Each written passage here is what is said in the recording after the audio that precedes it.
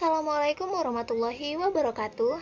Halo teman-teman semua, hari ini kami dari kelompok Ki Hajar Dewantara akan memaparkan materi mengenai neraca pembayaran atau balance of payments. Kelompok kami beranggotakan 6 orang dengan diketuai oleh Rizka Aulia dengan NIM 190502172, dengan 5 orang anggota, yaitu saya sendiri, Anissa Fitriani, dengan NIM 190502158, kemudian Anissa dengan NIM 190502147, kemudian ada Nurrahmania dengan NIM 190502149, kemudian Fitrah Nur Insani dengan NIM 190502179, dan yang terakhir Nur Ainun Agusti Ramdhani dengan NIM 190502174.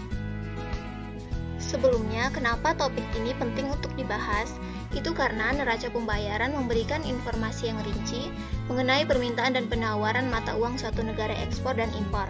Selain itu, data neraca pembayaran dapat digunakan untuk mengevaluasi kinerja suatu negara dalam persaingan ekonomi internasional.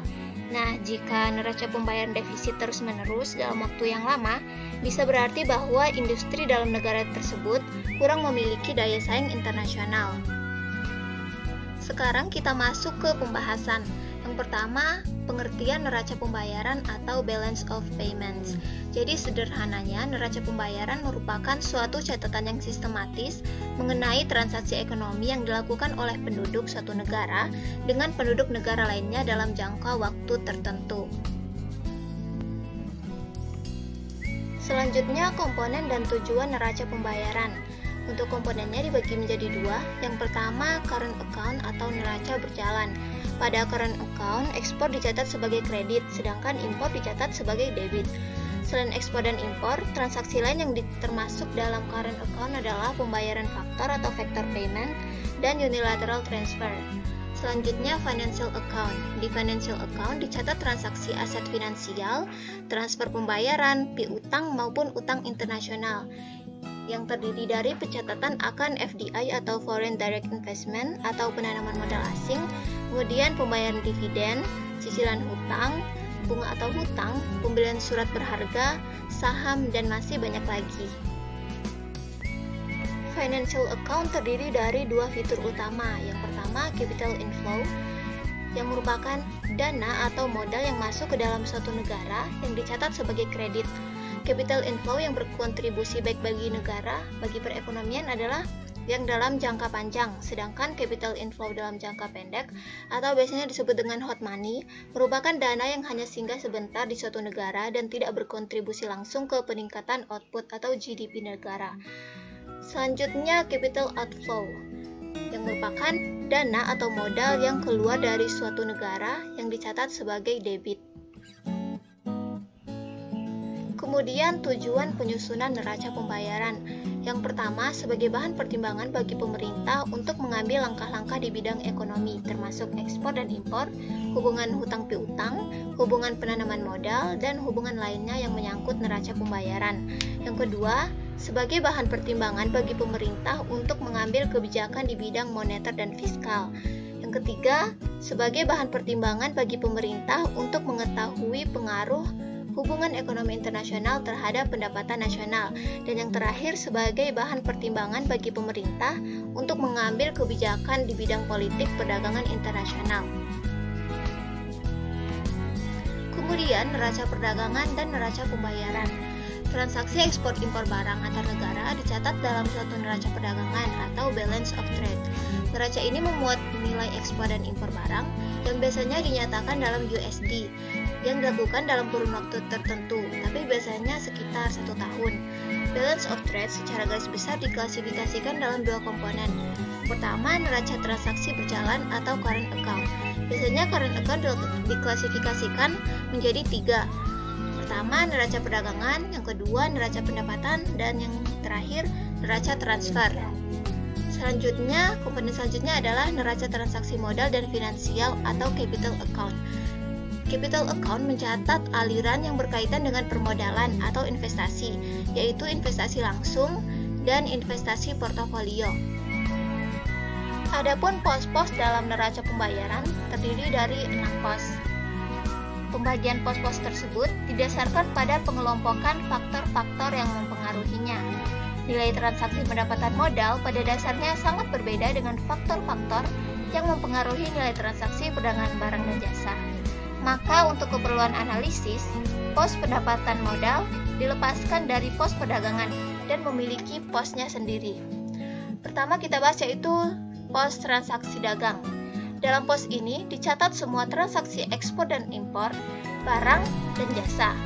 Ekspor barang dan jasa tersebut dicatat dalam pos perdagangan di sebelah kredit, sedangkan untuk transaksi impor kita catat dalam pos perdagangan di bagian debit. Pos yang kedua yaitu pendapatan modal. Pos ini meliputi semua transaksi penerimaan pendapatan, baik keuntungan, dividen, ataupun bunga, yang berasal dari penanaman modal di luar negeri dan penerimaan pendapatan oleh penduduk negara lain yang merupakan akibat dari adanya modal asing yang tertanam di perekonomian dalam negeri. Pos yang ketiga yaitu transaksi unilateral. Transaksi yang tidak menimbulkan hak dan kewajiban secara yuridis merupakan transaksi sepihak. Itu biasa disebut dengan transaksi unilateral. Transaksi yang tergolong dalam transaksi unilateral antara lain transaksi hadiah, bantuan, dan transfer unilateral. Pos neraca pembayaran yang selanjutnya adalah penanaman modal langsung atau direct investment, meliputi transaksi jual beli saham dan perusahaan yang diadakan oleh penduduk negara yang satu dengan penduduk negara yang lain, dan penanaman modal langsung yang diadakan oleh penduduk satu negara di negara lain. Pos yang selanjutnya yaitu hutang piutang jangka panjang. Pos ini meliputi semua transaksi kredit jangka panjang. Suatu neraca pembayaran, pos long term loan-nya akan dikredit apabila penduduk negaranya ada yang berhasil menjual surat obligasi kepada penduduk negara lain. Sedangkan transaksi-transaksi yang sebaliknya merupakan transaksi debit pada pos long term loan. Dan pos yang terakhir adalah sektor moneter. Mutasi cadangan devisa merupakan pos di mana dicatat transaksi-transaksi penerimaan dan pemakaian valuta asing. Apabila terjadi aliran emas moneter ke luar negeri, pos ini akan kita kredit. Sedangkan jika ada aliran emas moneter ke dalam negeri atau gold inflow, pos ini akan kita debit. Ada 3 macam mekanisme atau proses penyesuaian yang penting menyangkut neraca pembayaran. Yang pertama, mekanisme harga. Mekanisme harga adalah mekanisme penyesuaian neraca pembayaran melalui perubahan harga-harga.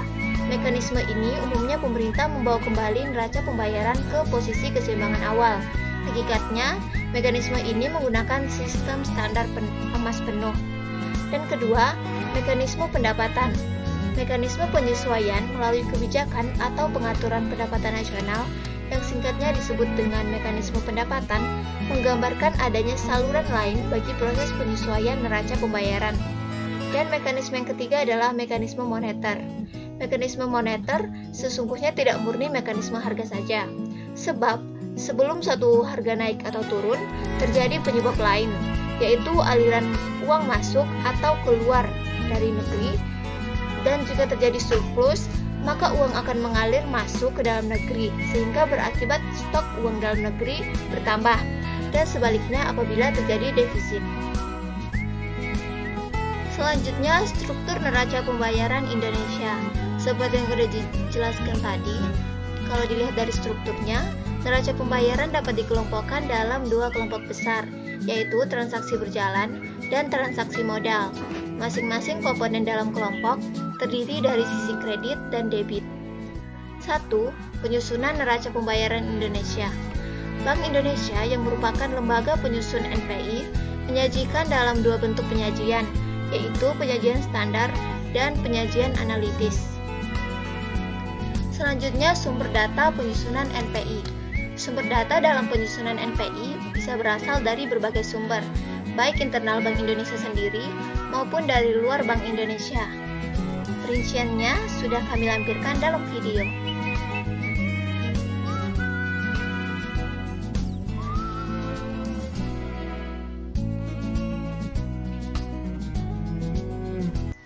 Sekian pemaparan materi mengenai neraca pembayaran atau balance of payments dari kami.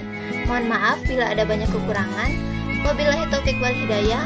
Wassalamualaikum warahmatullahi wabarakatuh.